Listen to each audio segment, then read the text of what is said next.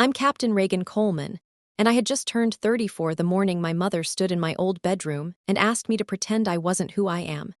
She was holding a pale blue dress on a hanger. She wanted me to leave my uniform in the bag and wear that instead to my brother's wedding. Her exact words were that the military looked embarrassing, and couldn't I just fit in for one day? I had flown 1,400 miles to be there. I had swallowed a lot over the years to keep things smooth. But standing in that hallway, I finally understood something I'd been dodging for a long time. She had no clue who was going to be sitting in that reception hall.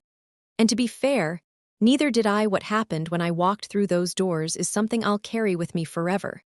Let me back up, though, because you need to understand who I was before I ever stood in that doorway.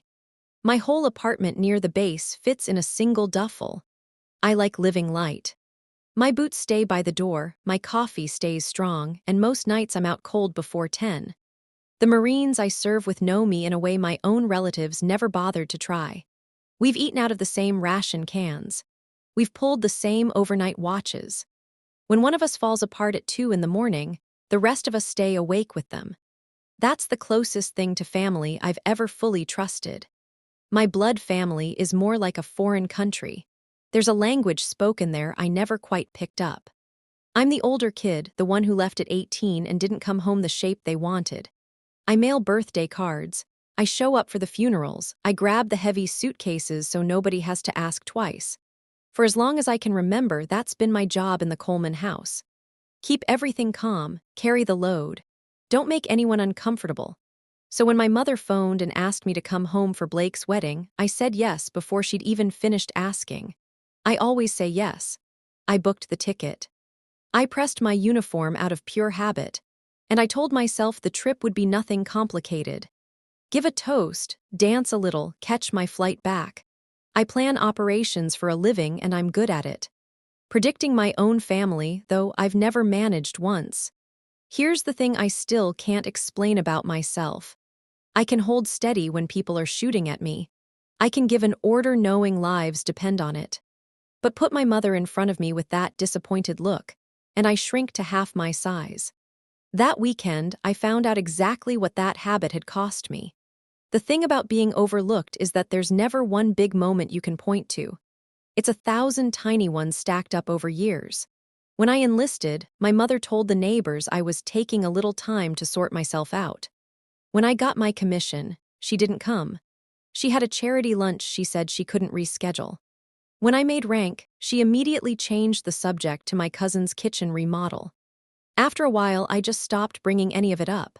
I'd mention a deployment and watch her smile stiffen into something polite. I'd start to say something about the work and she'd suddenly need to top off the iced tea. One time at a backyard cookout, a neighbor asked what I did for a living, and before I could open my mouth, my mother answered for me. "Oh, Reagan's in the service. It's just a phase. She'll settle into something real eventually." She used to say the word embarrassing to my father in the kitchen, not knowing the heating vents carried every sound straight up to my room. I heard that line come through the floor when I was 25. Heard it again at 28. By the time I hit 31, I didn't even flinch anymore.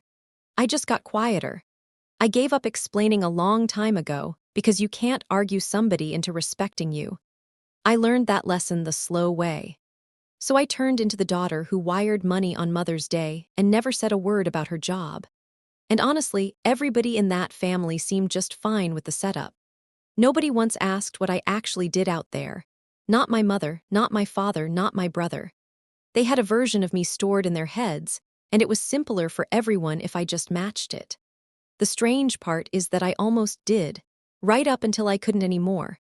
My brother Blake was always the shining one. Not smarter, just easier to brag about.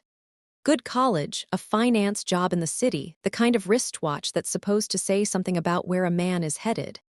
My mother came alive around him in a way she never did around me. When he called to say he was getting married, she cried for a solid hour. The happy kind of crying. The bride's name was Harper Delaney, and the way my mother wrapped her mouth around that name, you'd think she was announcing royalty. The Delaneys were old money. The genuine, quiet kind, with a family name carved on some building downtown and a house that had passed through 3 generations. To my mother, this wasn't just Blake getting married. It was the family finally landing at the place she'd spent her whole life reaching for. "We're finally going to be the kind of people who get respected," she told me on the phone. I noticed how she said finally, like the rest of us had been dragging her down. So the wedding turned into a full campaign. The right caterer. The right flowers, the right guests. I got handed a small background role. Show up, smile, stay out of the way. I was used to that. What I wasn't used to was Harper herself. The first time we talked on the phone, she asked me about my actual life. Not the polite surface version, the real one. She asked good questions and she actually listened, and at the end she said something that caught me off guard. "I'm really glad Blake has a sister like you." I had no idea what to do with that. Nobody in my own family had come close to saying anything like it in years. I probably should have wondered right then what kind of household raises a girl who'd say that out loud. To be fair to my mother, and I'm honestly trying, you have to know where she came from. Her father, my grandfather, came back from Vietnam a different man than the one who shipped out. He drank. He couldn't hold down a job. The family moved every year or two chasing cheaper rent, and my mother grew up as the perpetual new girl in clothes that never fit. She told me once, in a rare gentle moment, about a teacher who lifted her worn-out shoes in front of the entire class. She was 11. She never let it go. To her, the uniform her father wore was where everything fell apart. It meant shouting at night, bare cupboards, a dad who scared her. So she spent her whole adult life climbing away from it. The right neighborhood, the right friends, a country club membership she couldn't really afford. And then her own daughter pulled on a uniform and walked straight back into the thing she'd spent decades escaping. That's the piece these stories usually leave out. My mother didn't hate me. She was terrified of what I stood for. Every ribbon on my chest looked to her like a step back down into the poverty and shame she'd clawed her way out of. I understood it. I really did. Understanding it never made it hurt any less. Because when you're somebody's fear instead of their daughter, you spend your whole life being managed and hidden and softened and kept out of the good light. And no matter how calm you stay about it, some part of you keeps waiting to finally be claimed. I'd been waiting a long time. I just didn't realize how long until that weekend made me sit down and count. The ask came 2 days before the wedding. I was in my old bedroom, unzipping my garment bag, when my mother knocked once and let herself in. She had the dress draped over her arm, this long, soft, expensive blue thing. She laid it across the bed like she was offering me a gift. "I thought you might wear this," she said. "It's your size." I looked at the dress, then at her. She couldn't quite meet my eyes. "The Delaney's are very refined," she went on, talking faster now. "The whole night is black tie. A uniform would just be, a lot. People would stare. That's not really the crowd for it." I told her I'd planned on wearing my dress blues, that they were completely appropriate, that officers wear them to weddings all the time. She was already shaking her head before I finished. "Just wear the blue dress, for once, blend in." And there it was. The line came out soft, almost kind, and that's exactly what made it sting. She wasn't shouting. She was gently asking me to vanish. I stood there with my uniform in one hand and her dress in the other, like a set of scales, and I felt the old reflex kick in. Keep it calm. Carry the load. Don't make anyone uncomfortable. God help me, I almost said yes. Instead, I told her I'd think about it. She smiled, relieved, squeezed my arm, told me she knew I'd understand. Then she left the dress on my bed and went downstairs to call the florist. I sat next to that blue dress for a long time. I've carried far heavier things than a piece of fabric, but somehow that one felt like it might break me. Here's an honest confession. I'm not somebody who fights back loudly. That's not modesty. It's a genuine flaw, and it's cost me. The same skill that keeps people alive under fire is the one that lets you stand perfectly still while your own family erases you. You learn to absorb. You learn to wait. You learn that your discomfort is cheaper than everybody else's, so you just eat it. A counselor on base once called it overresponsibility, like it was something I could set down. I never could. That night I reached into the inside pocket of my uniform jacket, where I always keep one thing: a challenge coin. Plain, heavy, the edges worn smooth from my thumb. Somebody gave it to me a long time ago, and I've carried it every single day since. I turned it over in my hand the way I always do when I need to remember who I actually am. I'll tell you the whole story of that coin soon. I can't get through it in one breath, but I'll say this much. Whatever my mother thought the uniform meant, it never meant a phase and it never meant a costume. It meant a morning I'll never be allowed to forget and people I'll never get to see again. I sat there with the coin in my fist and the blue dress beside me, and I thought, you've stood in far worse rooms than a ballroom. The problem was, I'd never once stood up to her. I'd faced down things that could kill me. I'd never faced down a disappointed mother. I told myself I'd decide in the morning. I barely slept. The rehearsal was at the Delaney house, and the Delaney house was something else. Not flashy. Just old and comfortable with itself, the way real money is. Portraits on the walls, a library with one of those rolling ladders, a back lawn that ran all the way down to the water. My mother moved through it like she'd been practicing for it her entire life. Laughing a little too brightly. Touching people's arms. She introduced Blake to everyone. She introduced me to almost no one. When somebody did ask about me, she had her answer ready. "Oh, Reagan's between things right now," she'd say, then steer them toward the cheese board. I let it happen. I always let it happen. I found a quiet corner with a glass of water and watched my family put on their show. Two things caught my eye that night, and I didn't think much of either at the time. The first was a photograph on a side table, an old black and white of a young man in a uniform I knew from history.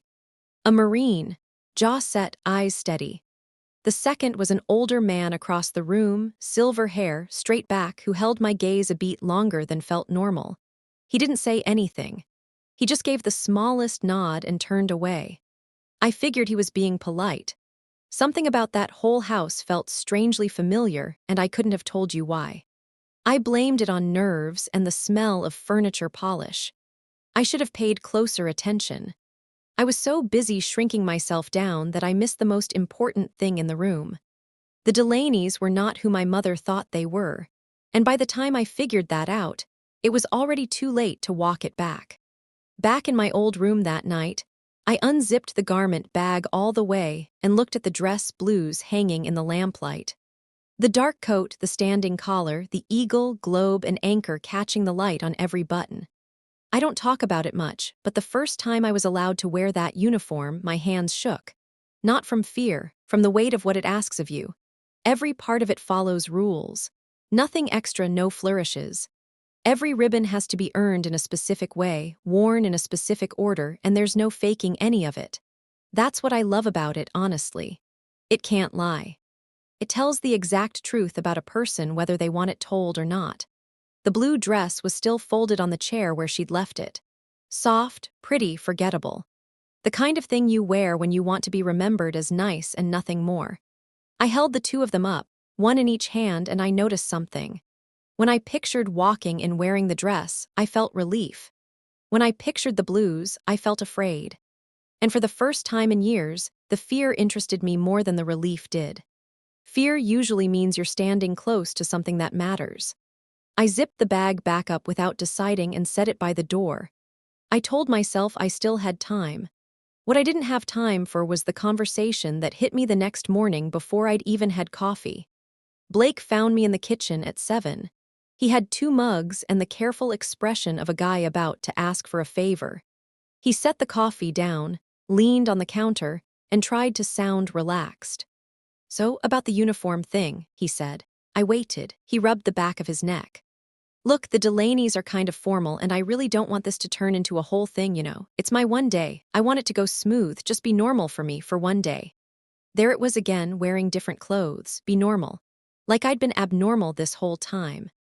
I looked at my little brother, the boy I taught to ride a bike, the man who'd never once asked what I did overseas, and I saw it clearly. He wasn't being cruel. He was scared. Scared his polished new in-laws would notice his odd older sister, the one with the short hair and the careful posture and the stories he never understood. And under that, something he'd never admit out loud. He was scared that standing next to me in that uniform, he'd come out looking smaller. He'd spent his whole life as the easy one to be proud of, and somewhere in him he knew that had never actually been tested. I didn't say any of that. I just asked him one question. "Blake, do you even know what I did over there?" He blinked. He opened his mouth, then closed it. "Sure," he finally said. "You know, Marine stuff." That was it. That was the entire answer. My own brother on his wedding day, and the total sum of his curiosity about my life was Marine stuff.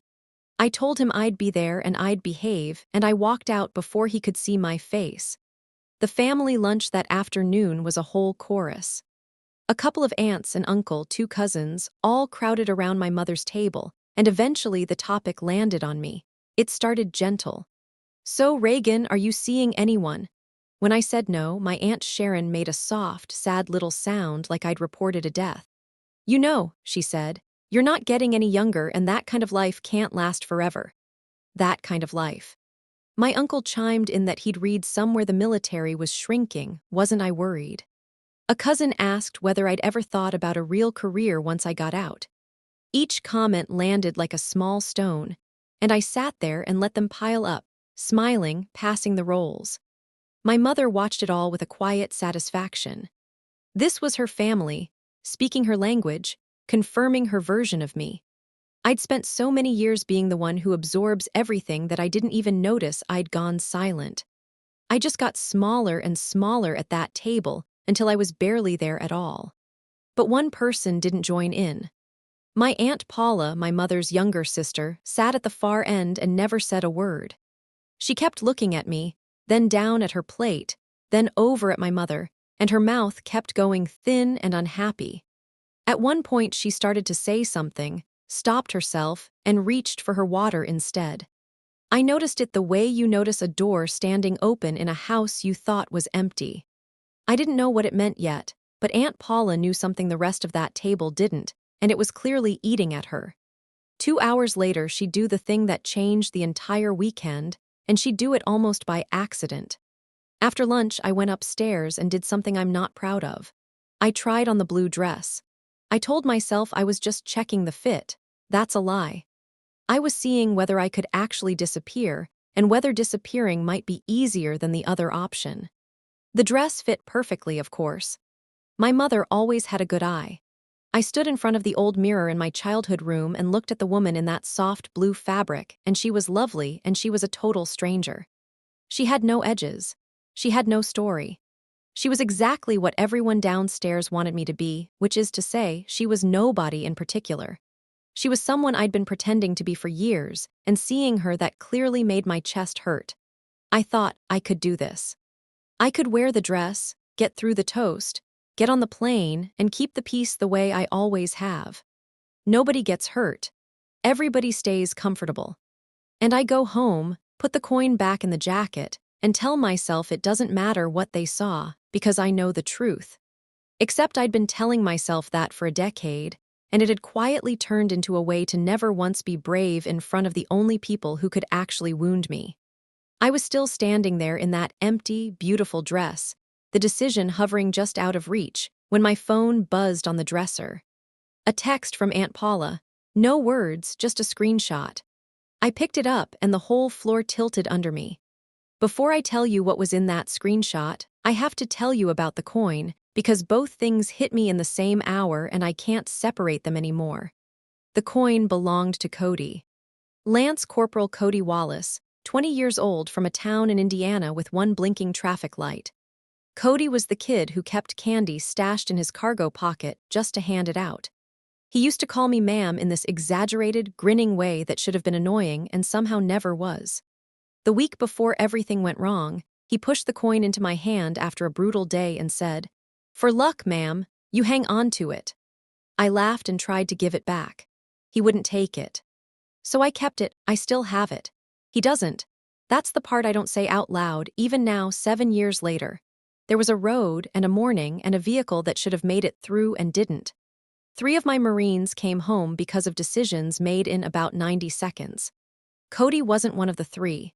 I've gone over those 90 seconds more times than I can count, and I've made my peace with most of it.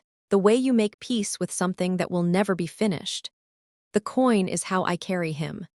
Every day in my pocket, right over my heart, where the medal would sit later. So when my mother called the military embarrassing, she wasn't really talking about a job. Without ever knowing it, she was talking about Cody. About that morning. About the worst and most important day of my life. I held the coin tight in my fist.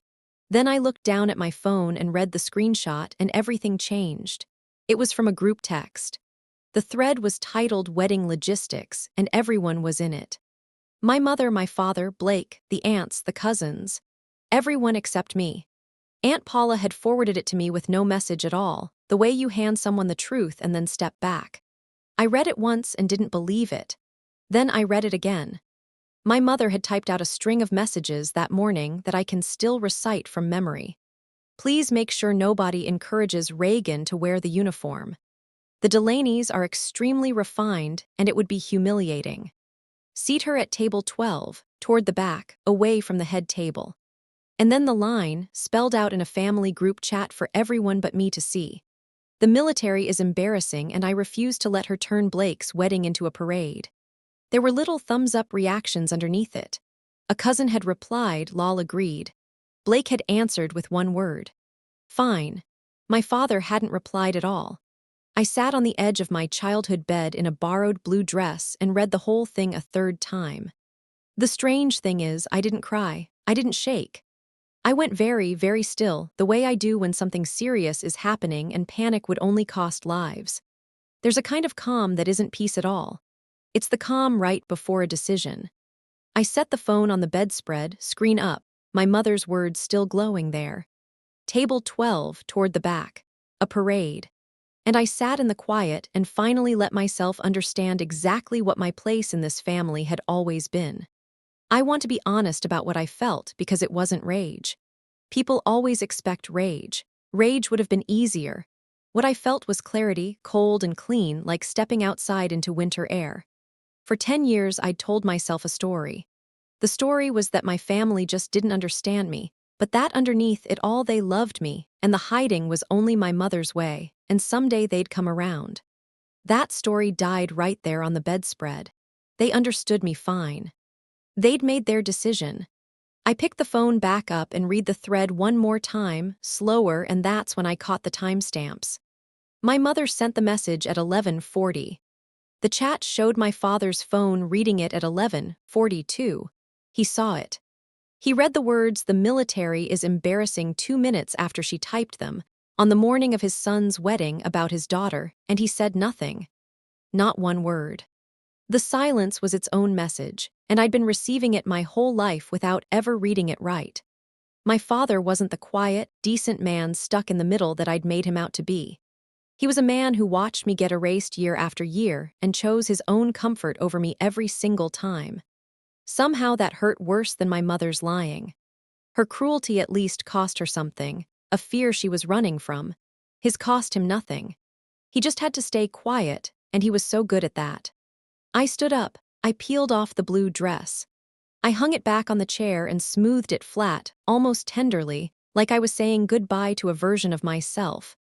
I wasn't angry. I was just done disappearing. The only question left was how.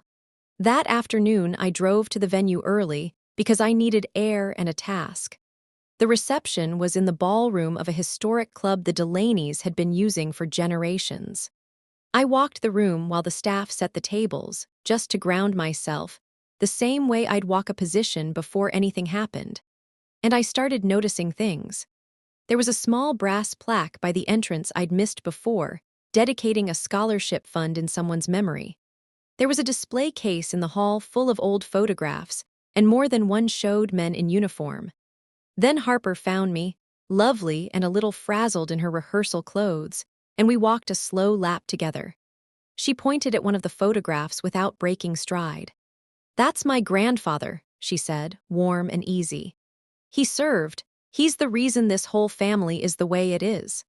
She said it like it was the most obvious thing in the world, like everyone already knew, and then she got pulled away by a question about chairs. I stood in front of that photograph for a second. An old man, young in the picture, wearing a uniform I knew in my bones. The reason this whole family is the way it is. Something turned over slowly in the back of my mind, but I was too full of my own decision to chase it. I filed it away.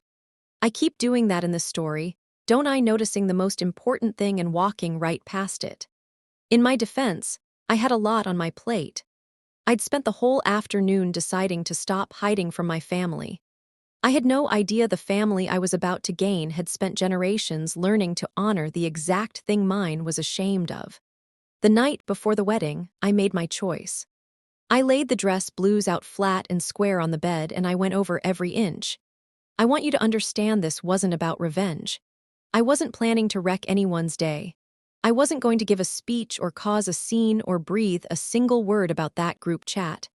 I was simply going to stop helping them hide me. There's a difference, and it matters. My mother had asked me to disappear so everyone else could be comfortable. I'd done that for 10 years. I was just finally going to show up as myself. I pinned the medals carefully, one at a time in their order, each one a date and a name. And when I got to a certain one, my fingers slowed, then stopped, and I had to set it down and pick it back up twice before I got it pinned straight. My hands weren't steady. They're steady under almost anything. They weren't steady then. I sat with the uniform a long time. I'll be straight with you, because I think some of you know exactly where I was sitting. I almost wore that blue dress. I almost made myself small again, because it was the path that hurt the fewest people, and I'm the kind of person who counts that. If you've ever been asked to hide the best part of yourself just to keep the peace at a family table, then you know precisely how heavy that hanger felt in my hand.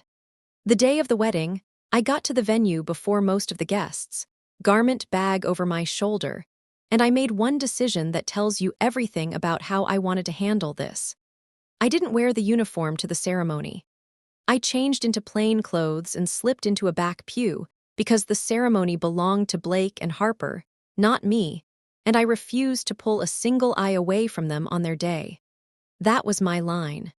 Whatever I felt about my family, my brother deserved his vows in peace. So I sat in the back and watched my baby brother get married. And here's what surprised me. I cried, real tears, the good kind. He looked terrified and happy. Harper looked at him like he was the answer to some question she'd been carrying around. And for a few minutes, none of the other stuff mattered. I'm not made of stone. I love him. Even now. Even after the group chat. That's the cruel math of family. You can know exactly how little someone has fought for you and still love them with your whole chest. I let myself have that. The ceremony ended and the guests drifted across the lawn toward the ballroom. The staff swung the big doors open, the string quartet started up, and the room filled with the soft clink of glasses. Around 180 people. The entire Delaney world, with my family scattered through it, my mother already working the crowd. I waited until the room was full and warm and loud. Then I walked to the side room where my garment bag was hanging, shut the door and took out my dress blues. I almost made it. I had the coat on and the medals straight and I was reaching for the door when it swung open and my mother stepped in. She saw the uniform and her whole face changed. It went white, then pink, then something close to panic. "What are you doing?" she said, low and fast, pulling the door shut behind her so no one would hear. "Reagan, we talked about this." I told her quietly that I'd thought about it, that I was going to wear my uniform to my brother's wedding, that I wasn't going to make a scene, and that she could trust me on that. She didn't hear a single word. She stepped in close and her voice dropped to that hiss I knew from childhood, the one that used to come up through the kitchen vents. "The military is embarrassing," she said. And there it was again, out in the open this time, no softening at all. Just wear the blue dress. For once in your life, blend in. These are not our kind of people, and you do not get to turn Blake's wedding into a parade. Her hands were actually shaking, and under all that cruelty I could see the scared 11-year-old in the shoes the teacher held up. I did see her. I felt for her. And I still said no. "Don't you dare embarrass us in there," she whispered, and her eyes had gone wet, and I understood she meant it as a plea and a threat at the same time. I looked at my mother and I said the only thing I had left. "Mom, I'm not the embarrassing one." Then I reached past her, opened the door, and walked out into the light and the music before either of us could take a single word of it back. I need you to see the layout of that ballroom because the shape of it is part of the story. It was a huge space, high ceiling, tall windows down one side, all of it lit up gold by the late afternoon sun. The head table sat at the far end. The dance floor was smack in the middle. The guests were standing around in little knots with their drinks, the way people do before someone tells them to sit. I came in through a side door near the back, which meant that to reach the spot my mother had picked for me, table 12, tucked away at the rear, I only had to hug the wall. I didn't have to cross the middle of the room. I didn't have to be seen by a soul. Even in the uniform, I could have stayed small just by sticking to the edge. And for a few seconds, that's exactly what I did. Old habits are hard to kill. I started along the wall toward the back, toward the chair somebody else had chosen for me. I want to be clear that I wasn't fishing for attention. I'd made a promise to myself and to my brother that I wouldn't turn his day into a spectacle, and I meant it. The whole plan was to sit down at table 12 and just be myself, quietly and completely, and let that be the end of it. No speech. No big moment. Just a uniform, a seat in the back, and a coin in my pocket. I'd taken maybe 10 steps when I felt the room shift. You learn to sense that. The way the noise in a crowd drops half a step when something's happening that people haven't named yet. I didn't know the cause. I kept my eyes forward and kept moving toward table 12. And across the room, up near the head table, an old man with silver hair and a ramrod straight back set his glass down and started rising to his feet. Let me back up a beat, because I skipped over something and you deserve to know who actually walked into that room. A few minutes earlier, in that little side room before my mother burst in, I'd stood at a mirror and put myself together piece by piece. The dark coat, the high collar snug at my throat, the white gloves, and the medals in their careful rows, including the one that sits in the place of honor, the star on its ribbon of red and white and blue, heavier against my chest than its size should allow. I'd reached inside the coat and found Cody's coin in the inner pocket where it always rides, and I held it a second against my palm. I said his name out loud, just once, the way I do, Wallace. Then I tucked the coin away, right over my heart, behind the medals where it belongs. I looked at myself in that mirror and I didn't see a parade. I didn't see something to be ashamed of. I saw a Marine. I saw every road, every long watch, every name I carry. I saw the truth that uniform tells whether you want it told or not, and I thought, quietly, this is what I actually look like. Not the daughter at table 12. Not the polite face. This. So when I stepped out into that ballroom, I wasn't going in to win anything. I was going in to stop lying. There's a real difference between getting revenge and just refusing to vanish, and I'd spent that whole afternoon learning to tell the two apart. All I wanted was to take my seat as myself for once, in the body and the history that were actually mine. What I didn't know was that the room was packed with people who'd understand exactly what they were looking at. I was about to learn. Heads turn slowly at first when something's off pattern. One person glances over. Their neighbor follows the glance. It spreads out like a ripple.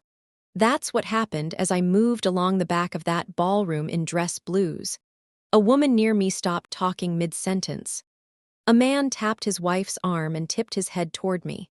The quartet kept playing, but the chatter dimmed, just a little, the way a room goes careful when it isn't sure yet what it's seeing. I kept my eyes ahead and my pace even, the way you learn to move when you don't want to spook anybody. Without meaning to, I found my mother in the crowd. She was near the middle of the room, mid-laugh in a circle of Delaney guests, and I watched the laugh slide right off her face when she caught sight of me. She went stiff. Her hand flew to her own throat. Across from her, my father turned to see what had frozen her, and his face did something complicated I couldn't read from where I stood. Up at the head table, Blake half rose out of his chair. For a moment nobody moved. Not toward me, not away. The whole room hung on that edge where it could still tip either direction, toward awkward silence, toward whispers, toward my mother's worst fear of a parade. And I felt the old dread rise one final time. The voice in my head that said, sit down, hug the wall, take your seat and back, don't make it weird. I almost listened. I really did. But before that voice could win, before my mother could rearrange her face into something calm, the silver-haired man near the head table finished getting to his feet. And in a voice that filled the entire ballroom, steady and certain and trained, he said 5 words. I didn't know his name yet. I'd learn it later.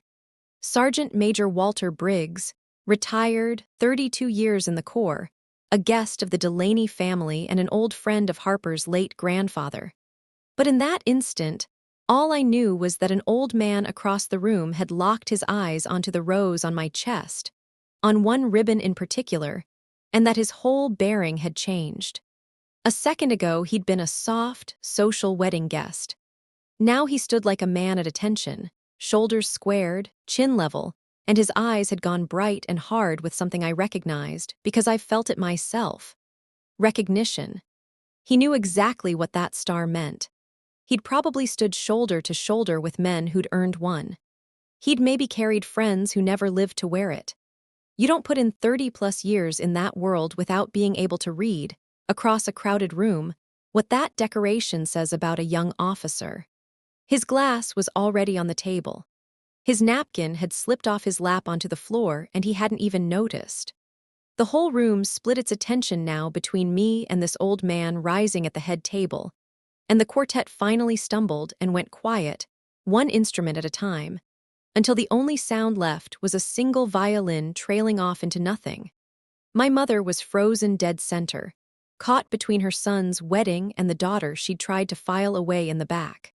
And Sergeant Major Briggs pulled in a breath I could see lift his chest, the kind you take before giving a command.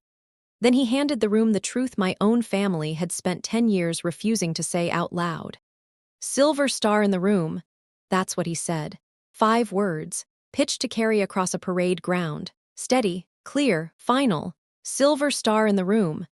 And then he did the thing that broke everything open. He brought his right hand up, slow and exact, and he held a salute. An old man in a tuxedo at a wedding rendering honors to a captain he'd never met, because the medal on her chest had already told him all he needed to know. Those words dropped on that ballroom like a stone into still water. I watched people's faces shift as the meaning reached them, the ones who understood first quietly passing it to the ones who didn't with nothing but their expressions. Silver star, not a parade, not a phase, not something to hide. The 3rd highest award this country gives for valor in combat, and it was standing 10 feet inside the back door, exactly where my mother had wanted it kept out of sight. I held very still. I'm trained for incoming. I'm not trained for that. A salute from a stranger across a wedding floor undid something that years of being ignored had welded shut inside me. My eyes stung. I didn't let it fall.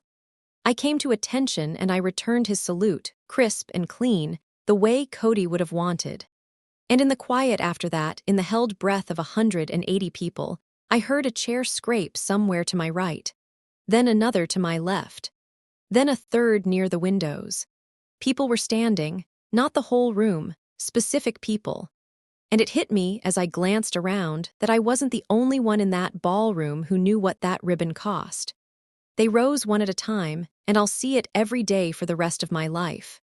A man at one of the front tables, maybe 60, in a dark suit, pushed his chair back and stood and squared his shoulders. A woman near the dance floor in an evening gown got up and lifted her chin, and I read it in her posture, in the way she carried herself before I read it anywhere else. A big man by the bar set his drink down and rose slow, one hand on the table, some old injury in the way he moved. An older gentleman, a man about my own age. A woman with gray hair pulled back tight. One after another, scattered all through those 180 guests like seeds nobody knew were planted, they came to their feet. I counted them later because I needed to. 14. 14 veterans in that room, guests of the Delaney family, and every single one stood. Some saluted. Some just came to attention, eyes forward, the civilian version of honor that says, I see you, I know you are not alone in here. The whole place went silent except for the sound of chairs and the rustle of people rising. And then even that stopped, and there was nothing at all. 180 guests gone quiet as a held breath, and the 14 standing. For me, for the medal, for everything underneath it, The roads and the names and the grief and Cody Wallace, 20 years old, from a town in Indiana with one blinking traffic light. I stood in the center of that silence in my dress blues, hand at my brow, and I let them honor the thing my family had spent a decade trying to bury. And somewhere off to my left, in the frozen heart of that beautiful room, I heard my mother make a small sound, a kind of broken little inhale, as the full weight of what she'd ordered hidden finally came down on her, in front of every person she'd spent her whole life trying to impress. It was Warren Delaney who finally moved. Harper's father. The head of the family my mother had been performing for all weekend. The refined people who supposedly weren't our kind. He crossed the floor toward me through that silence, and he wasn't horrified. He wasn't embarrassed. His eyes were wet. He stopped in front of me and did something I never saw coming. He took my gloved hand in both of his and held it. "Captain Coleman," he said, loud enough for the whole room to hear. "We are honored to have you here." Then he turned, still holding my hand, and told the room the thing I'd been walking right past all weekend. "My father," he said, meaning Harper's grandfather, the man in that black and white photograph, served 2 tours in the Corps.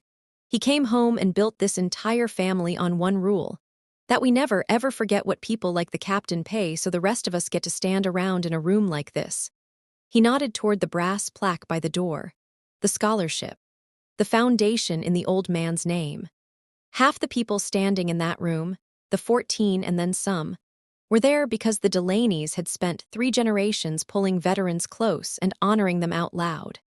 The very family my mother had been so desperate to win over, the ones she'd called refined, the ones she swore would be mortified by a uniform, were the people on this earth most likely to understand exactly what I was. She'd read the room perfectly backward. She had hidden the one thing this family would have stood up and saluted. And as Warren Delaney spoke, I watched my mother's whole plan fall apart in real time, right in front of the audience she'd built it for. Every word out of his mouth was another brick dropping out of the wall she'd spent her life stacking. I almost felt sorry for her. Almost. Then she opened her mouth, and whatever sympathy I had drained right out of me. My mother found her voice and used it the way she always did, to reframe. She came toward me through the crowd with both hands out and her face arranged into pride, and she said it loud enough for everyone. "We are so proud of her. We've always been so proud of our Reagan." She reached for my arm like she was reaching for a trophy, claiming me now in front of the Delaneys, now that the room had decided I was worth claiming. A few people who didn't know any better smiled, relieved, ready to believe in a sweet family moment. But her voice was pitched too high and too fast, the sound of somebody improvising over a collapse. And when she saw in my face that I wasn't going to play along, that I wasn't going to smile and let her rewrite 10 years in 10 seconds, her composure cracked. The pride curdled into something else. "Don't do this," she whispered, just for me now. "Don't you embarrass me in front of these people." There it was, even here. Even now, with a room full of people on their feet for me, her fear was still that I might embarrass her. I didn't raise my voice. I want you to know that. The whole room was watching, and for the first time in my life I felt completely calm standing in front of my mother. "You spent the whole weekend scared I'd embarrass you," I said quietly, and the quiet carried further than any shout. "You sat me in the back. You called this a parade. And these people, the ones you wanted so badly, just stood up for the exact thing you were ashamed of." She had no answer. Her mouth worked. Her eyes darted around the room, to the Delaneys, to the standing veterans, hunting for an ally, for anyone to tell her she was still right. She found no one. My father had gone gray. Blake had risen all the way up at the head table with his hand pressed over his mouth. And the room just waited inside the silence my mother had built and could no longer climb out of. I turned away from her because she wasn't who I wanted my last words in that room to belong to. I looked at Sergeant Major Briggs, still standing, and at the 13 others. I lowered my salute and gave them a small nod that I hoped carried everything I couldn't say. Then I spoke to the room, calm and short, because a Marine doesn't make a speech out of something like this. "Thank you," I said. "You have no idea what it means that you stood." And then I told them the one thing that mattered, the thing my family had never once asked to hear. I didn't earn this alone. I reached into my coat behind the medals and drew out the coin, Cody's coin, worn smooth from 7 years of my thumb, and I held it up so the light caught it. There were 4 of us in a vehicle one morning, I said. 3 of us came home. This belongs to the one who didn't. His name was Cody Wallace. He was 20. He gave me this for luck the week before, and he made me promise to carry it. So I carry it, every day. The medal isn't really mine, it's his. And the names of others you'll never know. I'm standing here because they don't get to. The room was so quiet I could hear my own pulse. I closed my hand around the coin and put it back over my heart where it lives. I hadn't attacked anyone. I hadn't said a single word about a group chat or a back table or a decade of being erased. I didn't have to. The truth was standing there in 14 people and one old salute, and it had done all the work that needed doing. That's the part my mother never got about the uniform and about me. It was never a weapon I'd been hiding. It was just the truth. And the truth had only ever needed one thing from me, which was to stop helping them cover it up. People sat back down slowly, the way a tide goes out, and the music started up again, soft, and the wedding remembered it was a wedding. But before the room could fully fold back in on itself, Blake came down off the dais. My little brother crossed that whole ballroom in front of his brand new wife and her entire family, and he stopped in front of me. For a second he just looked at me, really looked. The way you look at someone you're seeing for the first time, even though you've known them your whole life. I didn't know, he said, and his voice broke on it. I never asked. Reagan, I never even asked. He wasn't performing. There was nothing in it for him to perform. The Delaney's already loved him. He'd already won the day. This was just my brother standing in the wreckage of a story he'd believed his whole life, realizing he'd believed it because not believing it would have cost him something. I'm sorry, he said. He didn't dress it up. He didn't explain. He just said it. And on his wedding day, that took more than I expected of him. I put my hand on his shoulder the way I used to when he was little and the world was too big for him. It's your day, I told him. Go dance with your wife, ask me about it tomorrow. And I meant that second part. Ask me tomorrow. Because there was a difference now, finally, between us, between all of them and me. They'd spent 10 years not asking. And one of them, at least, had just learned how. He nodded, wiped his face with the back of his hand, laughed a little at himself, and went back to Harper, who was watching us with her hand pressed flat against her chest. The hard part was over. The reckoning was only getting started.